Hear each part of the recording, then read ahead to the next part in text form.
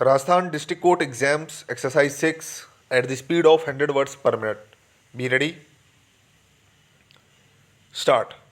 3 years after I would watched the red kite circling above the graveyard, I once more stood at my father's graveside in the quiet country churchyard.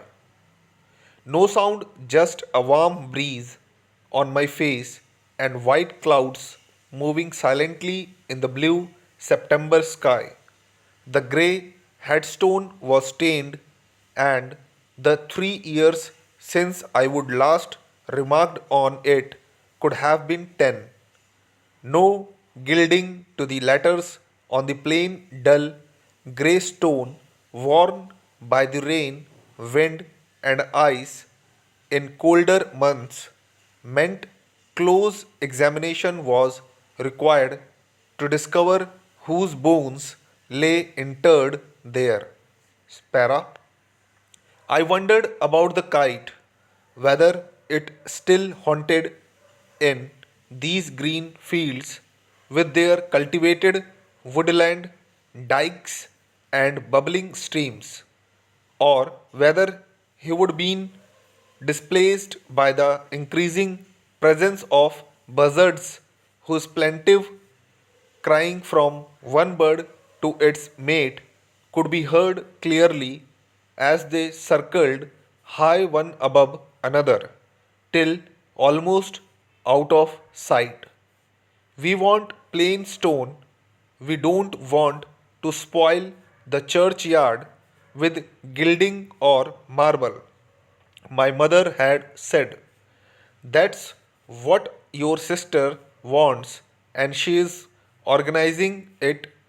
Yet, all around, amongst the ancient tumbled stones, were little enclaves of modern ones. Yes, perhaps brightly gilded and marble too, but at least you could see where your loved one was buried and what was wrong with that. Stop. Para. But things had changed. I took a few paces behind and to the side of my father's grave to a new grave, one that was invisible, grown over with grass and weeds, even with a large lump of orange foam that had somehow become impressed in the earth. I dug out the foam, flinging it into a neighboring bed of nettles, then cleared a space around a small black plastic plaque, a name, and aged 60 years at rest. Stop. Para. I stood back and remembered the funeral again, led by a lady vicar, but this time unfamiliar.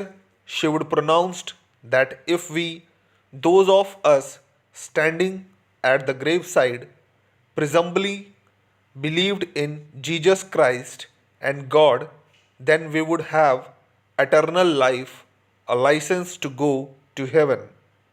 Otherwise, ergo, non partitions of the faith wouldn't. My sister had become ill 2 years earlier, though the grim truth was kept from me for months. Motor neuron disease, robbed of her independence, then mobility, then finally her dignity as she sat in a wheelchair, unable to move, with an oxygen mask over her face, watching TV endlessly. Stop. Para. She wouldn't see me during her illness, just once briefly. She didn't want to talk, so I spent most of the visit sitting outside talking to my mother, who I would have been estranged from for 9 months. There were pots and containers full of colorful flowers everywhere, but my sister could only view them through the window. Her wheelchair couldn't, for some reason, go outside. Stop. Para. She is having a stair lift installed next week, said my mother. Later, I learned that she was never well enough to use it. And then there was the funeral. So many unfamiliar faces, many with tear streaked cheeks and red eyes. Who were they? I wondered. I would stood at the grave with her children, now grown up and distraught, as we took the soil and dropped it in, just as I would done for my father 10 years before, a few feet away. Stop para.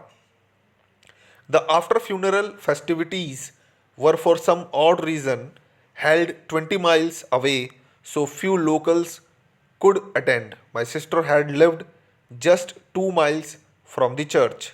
Strange that 9 months later, the only sign of her was that little bit of black plastic.